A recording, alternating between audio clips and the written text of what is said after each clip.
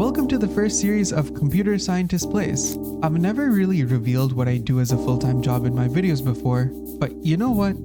I'll keep you guys guessing. But what does being a computer scientist have to do with playing this fun-looking puzzle game? Potentially nothing, in all honesty. So the goal of the video is now really one thing: to give you a good enough performance so that I haven't clickbaited you into watching my video. Let's get started. Alright, Imperial University. Prologue, the transmutation engine. Rules. Access is restricted to graduate level alchemical engineering students and faculty only. Lesson, Introduction. Henry Servan, I'm amazed you put off learning how to use the transmutation for this long. I was concentrating on working by hand, you should know that. Anataeus, we're about to graduate. I know, that's why I need you to summarize all this for me as fast as you can. Is this the puzzle? These are reagents. They are input materials for doing alchemy. This is a product. Your job as an alchemist is to build useful machines that combine reagents into useful products. To complete a puzzle, build all products. Press the play button below to start the transmutation engine. This is the instruction tray. Instructions tell the machine's parts what to do. Okay, so it's like building pieces and that moves it. They just magically do that? How does that even work?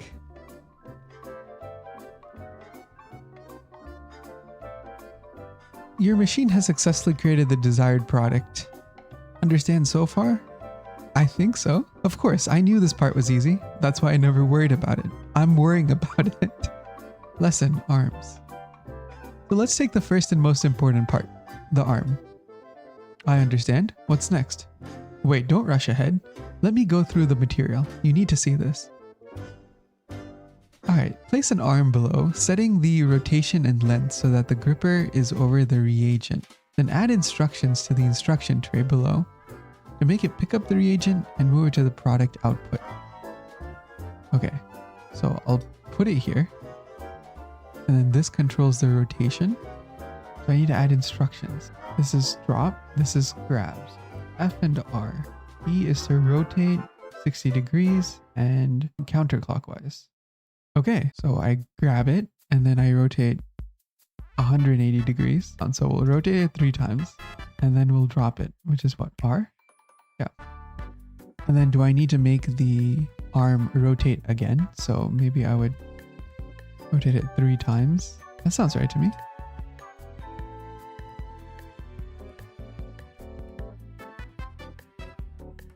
Nice. This surprisingly works first try. I did not expect that.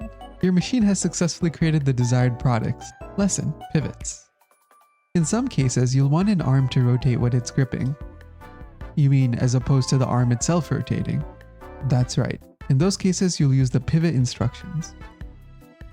Place an arm below, then add in instructions to make it pick up the reagent and move it to the product output. Okay.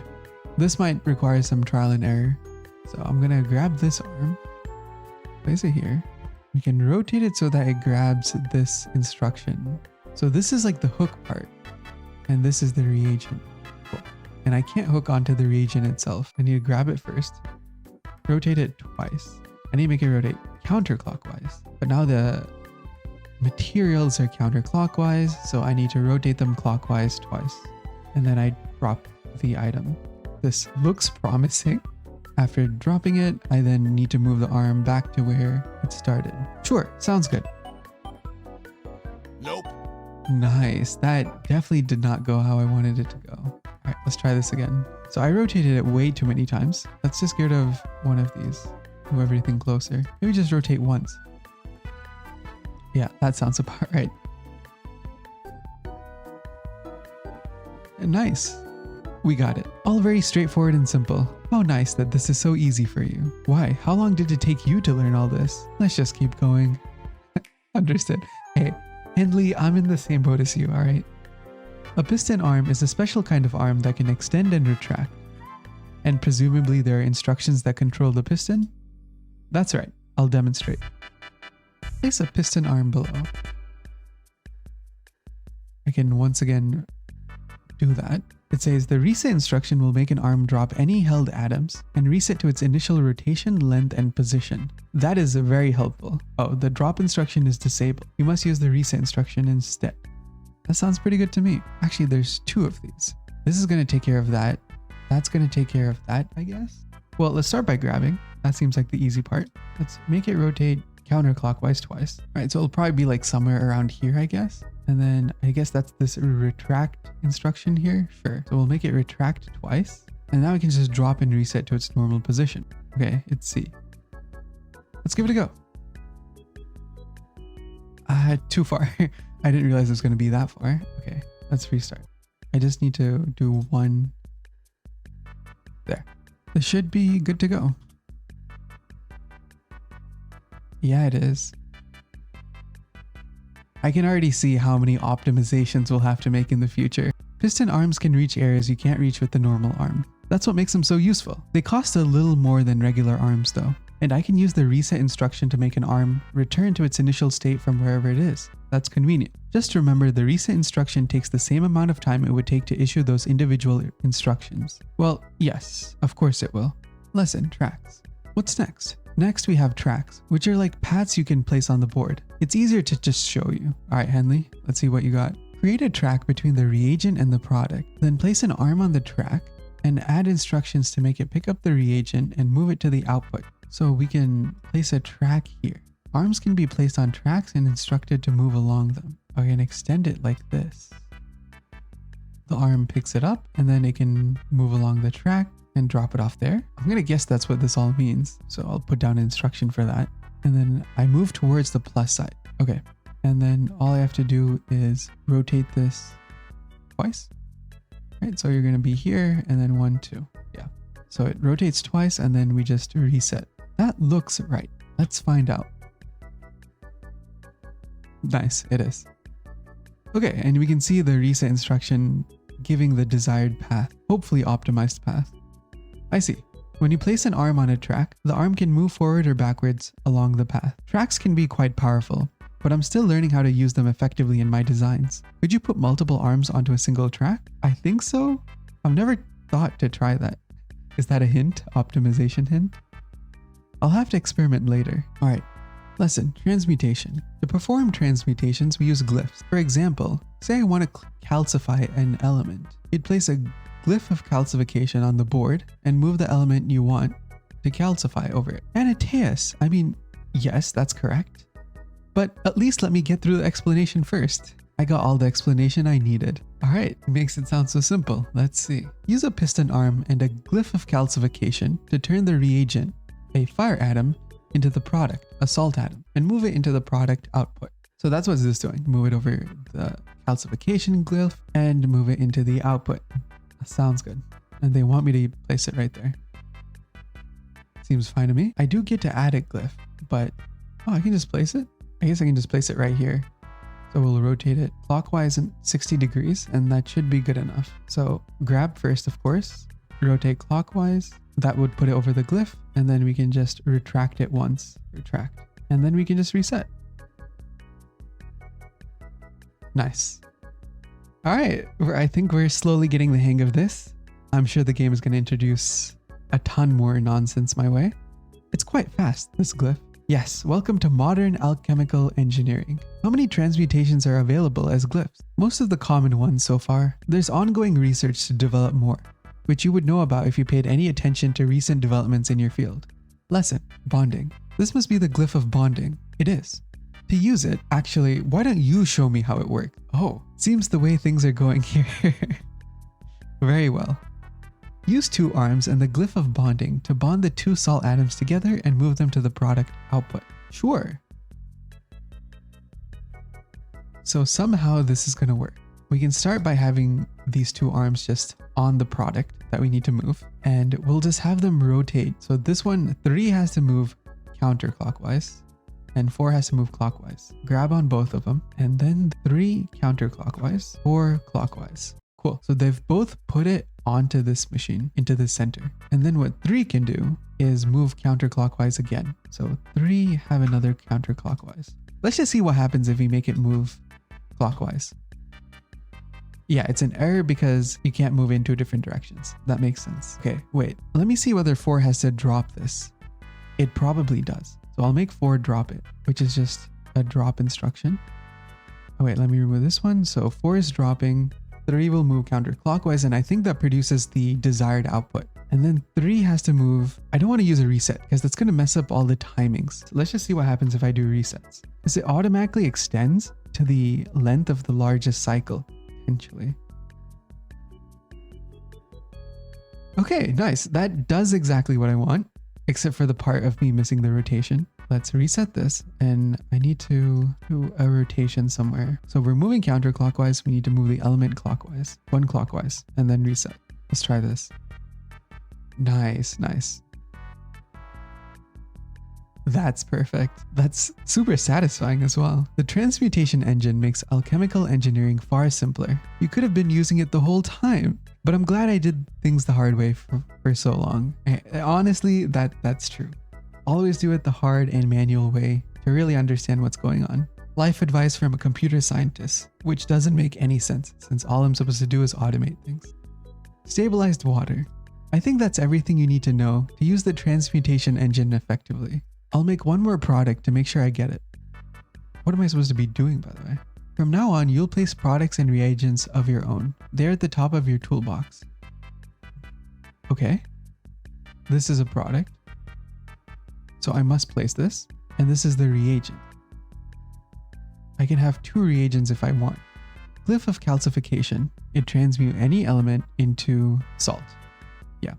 But basically one of these needs a glyph. Makes things very confusing, doesn't it? Well, let's see how small we can make this, right? We need 2 reagents, I think. And what we'll do is something like this. A fixed length arm seems good to me. I'll make him start here. We're gonna make him 1, 2, and his job's done. So let's grab the item first, and he's gonna move counterclockwise twice. So he will have dropped it in this element, and he can just reset. The other arm will grab this. What I need to do is introduce the combiner mechanism. So now 2 will move once and then twice, but there does need to be a wait period, doesn't there? So, okay, let's focus on 2. First grab, move it counterclockwise as well. Can we move? Oh, we can't have it. Okay, there just needs to be an empty space to have that break. Move it counterclockwise once, move it counterclockwise again. There we go. Oh, well, actually, it also needs to rotate the element. That is also a problem. Can I change this orientation? Oh, I totally can. I think that will do the trick, actually. Let's see. Heck yeah, it does. Nice. I find that pretty satisfying. I'd say that's pretty good. You can optimize for each of these areas. Got it. Well, I think I'm doing pretty well. Pretty average. So, what are your plans after you graduate? I think I'll be a head alchemist for one of the August houses. That's bold. Right out of school? Why not? True enough. No ambition could be too great for you. And yourself? I like it here. I think I'll stick around and hopefully become a professor. You do seem to have an affinity for teaching. Think so? Well then, may each of us realize his opus magnum. Opus magnum. I've always found that to be rather a pretentious term, but I agree with the sentiment at least. And that's the prologue. Chapter 1. Life in a Great House. Letter of Congratulations. College of Alchemical Engineering. Dear Anataeus, congratulations on your appointment to the position of head alchemist to the House Van Tassen. Best of luck to you. Nadine Talamio. Alright, Van Tassen's new alchemist. So, how did it go? A nightmare. Armand kept going through his old stories about honor and righteousness. The Lady Van Tassen looks like she's embalmed. Frederick spilled food down the front of his shirt. What a brave man you are, surviving a formal dinner. It really is difficult though. I can't stand the stuffiness. Armand didn't remember my name. Captain Gelt had to prompt him several times. To be fair, you started only rather recently. Yes, I suppose it's too much to ask. Such complicated, burdensome thing. To remember one single name. The name of your new alchemist. The one who graduated at the top of his class from the College of Alchemical Engineering. Anataeus. See, you remember my name just fine.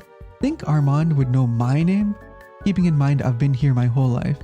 Maybe next time you can go in my place. He might not even realize it's a different person. Alchemist, provisioner. Which were you again? You'll get us in trouble. I've been doing this for years. Refined gold. Well, this is an odd first project. I feel like someone's having a laugh at my expense. Why? Were you asked to create the Philosopher's Stone? Close, actually. One more guess.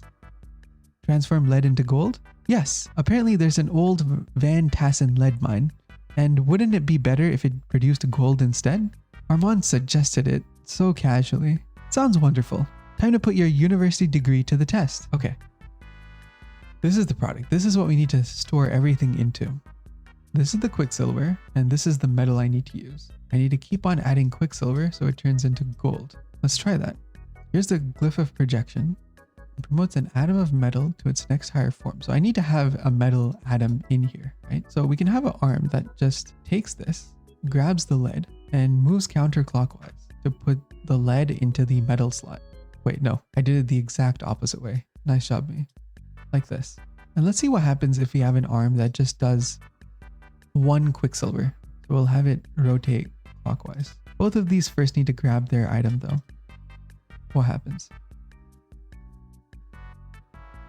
Well, that definitely did not work. So arm 2 will just reset. So when you drop the element, why do you continue to move it? Let me rotate you counterclockwise again. So 1, 2, 3.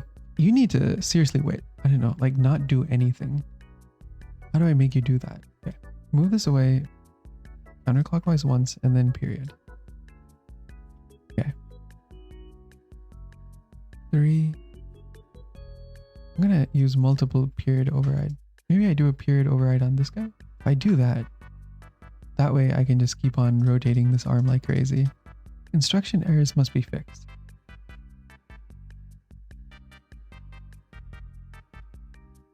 This did not work. Okay. Well, I guess this is ending up being a big failure. I think things would be a lot more clear if I could just figure out how many times it takes. Okay, so 1, 2, 3. I'm gonna assume it's 4. So it's drop the material. Does it need to drop the material? It doesn't need to. Okay. So by doing that, I can just keep on rotating this constantly. So you will grab it, rotate, reset. Repeat instruction. Creates a sequence of instructions that will repeat the preceding like that. 2, 3. You moved. I hate you. Grab, rotate. You were not supposed to do anything. So we just do another repeat again.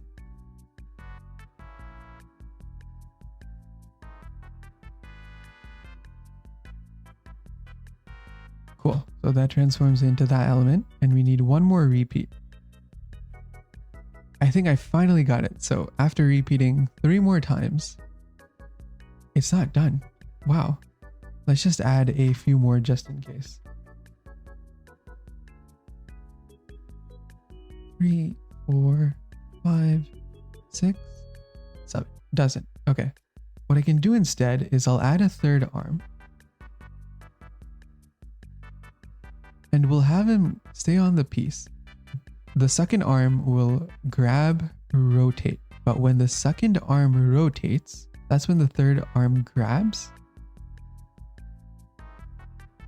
No, you can't do that. He will rotate counterclockwise and then reset. That works. Okay, that actually works, which is good because now I can move the repetitions to this guy instead.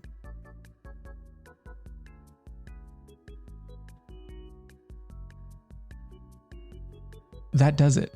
That sequence right there makes us get enough pieces. That's so good, right? Can you make it 3? We can't. This is already, I think this might be the fastest. Wait, let me switch these around. 2 is here and this does it, right? Yeah, it does. 3 will have the same thing. It's going counterclockwise and dropping the atom and then resetting. Need to move it over once. Yeah, that's perfect. Cool. And now we can reset these. 2, 3, 4. 2, 3, 4, 5. All right, that's good. And now all we need to do is drop the element into the reagent section. So this is the last material, meaning the one controlling the metal just needs to rotate counterclockwise one more time. And he's in the reagent spot, he drops it, and then he just resets.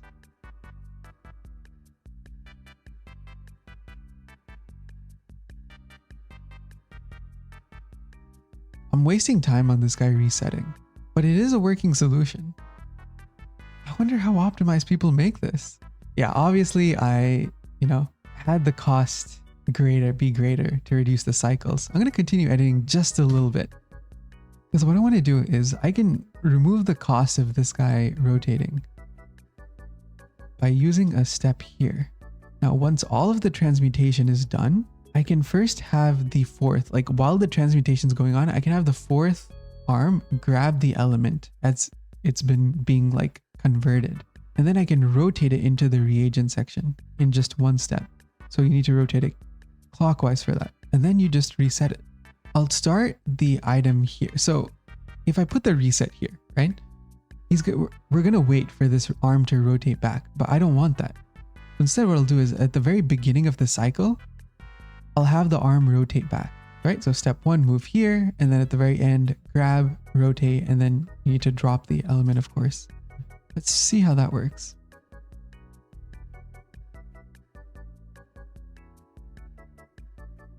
Okay, that's awesome.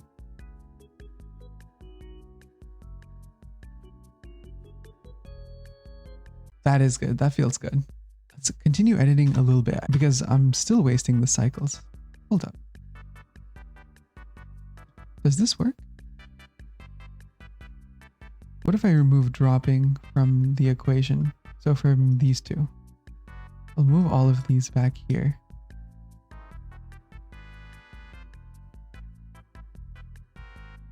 An arm must be on a track to move forward or backwards. What does that even mean? Oh, I'm using a track for some reason. They don't need to drop. Okay. Because of the reset instruction, that's why. I'm wasting time due to resets. Doesn't need to do a double drop. But do you even need a reset? That's the question. What if you don't even drop it? Let's try stepping through this. Dropping. And I instantly do it. Okay, I'm satisfied with the solution. I'll take it. Obviously very expensive on the arms. Yeah, I like that. Optimize cycles. Time efficiency is key in computer science most of the time. Can you make lead into gold? I can scarcely believe it. Well, at least it's finished with now. Like asking a fish if it can swim. You're taking this remarkably poorly, Anataeus. I was expecting a challenge, that's all. Sounds like you want a chance to show off. I'm not sure I'd go that far. I'd rather go that far. That was exciting. Face powder. Have you seen the Lady Van Tassen recently? A few days ago. Why? Did you notice how pale her face is? Oh, she's well known for her pallor. Why? Did someone ask you to do something about it? Armand himself did. It seems it's gotten worse lately. People are whispering about her health. That's unfortunate. The lady hasn't had an easy time of things. I'd hate to see her slandered on top of it all. Alright, so we're gonna make her face powder. That's the solution. Alright, we got this. So this is the product and this is the reagent. Yeah, unfortunate that we only have one. We're gonna use a very similar previous solution, I think. I need a converter to calcify this. This goes 3. Normally I'd have a piece right here, but that isn't the case now. Okay, so this is 2 steps. Just 1, 2. I think we can, okay. Basically, I want to make the product in 2 turns. That's the whole goal here. Or at least in 2 rotations or whatever. So let's start with this like structure. We're going to have a grab for the item. We're going to rotate counterclockwise twice and then reset. And that creates our calcified item, which is perfect. I can have the track extend this way. We'll have an arm for grabbing the item and moving it down here. I think that sounds pretty good. So after the first item grabs and then moves, we can move the second element. This causes conflict, right? No, I did it wrong. So it grabs and then it moves down the track. So towards the plus sign, this thing right here, once, twice, and then resets. You can get rid of all of this stuff then. Remove the track. There we go. So here's what I'll do then. I will move the atom here and we'll go counterclockwise with this item I'll create one more extra step. Atom will be calcified and it'll be good to go. Yeah, I think that's good. I think maybe we should leverage the piston arm for this, just to make it easier on like the other elements or on the other arms. Pull, rotate. 1, 2, 3. No, that doesn't work. I'll extend out this way. 1, 2. Is that possible? Not really. I have to put this element here for it to retract and then rotate. I can have an arm here. It stretches out like this and then 1. Oh, we can do this in 1 rotation. So I'll have an extendo arm. So grab the element, retract once, rotate clockwise once, and then you reset. Perfect. So that's the reset mechanism.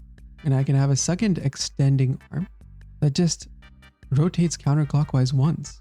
So it'll grab the element once it's done retracting, and then it'll move counterclockwise. What does that do? Need to move it after this. Clockwise, that hits. Ah, that really sucks actually. So since they hit, now I have to work something else out. So let's try this. I have an arm here, and I'll rotate this way, counterclockwise. That'll be the main arm. This is a rotating one? No, I don't need a rotating one. First arm moves the element into the calcification. Let's do that. Grab, rotate counterclockwise, clockwise, and then reset. Second arm that grabs from this element and moves it into the combiner, the bonding. Grab, rotate clockwise, and then reset. And I just need to delay that by 1 step. Cool. I think that's the best I'm going to be able to do. We'll have one more arm who does the same thing, who grabs, so he needs to wait for the delay. So basically once 1 rotates, 3 can grab, but this is not going to work, right? So it needs to finish rotating, after which 3 can grab, rotate counterclockwise to put in the glyph of bonding, and then reset. That creates the item. Cool. Awesome. All I need lastly is an item to grab and put it into the final machine. So 4 will rotate counterclockwise and make it into this item. Grab. I think when the elements are resetting, we can grab the item and then rotate counterclockwise and then reset. That does it. Oh, that's awesome. Nice. Yeah, we got the cycles all the way to the lowest point. That is so satisfying to watch. And we got the lowest cycles. That's what I'm going for. I think optimizing on cycles is going to be the goal of my playthrough. I think we're good. I think that's perfect. Let's return to menu. This should help the lady's face look less pale, though it's quite a superficial solution. Who can really say what troubles the Lady Van Tassen? It's not for us to know. Have you ever heard her speak? She didn't say a word during the dinner I went to. I remember her speaking to me once or twice when I was a child. Odd. Just another of the many Van Tassen mysteries, I suppose. One gets used to them after a while. Okay, this is getting super exciting. I think as things get more complicated, it's just going to get more fun, honestly. But yeah, I'm excited to continue this series. So just let me know if you've liked what you've seen so far, and I will continue making more of this content. But thanks for watching, and I'll see you guys in the next episode.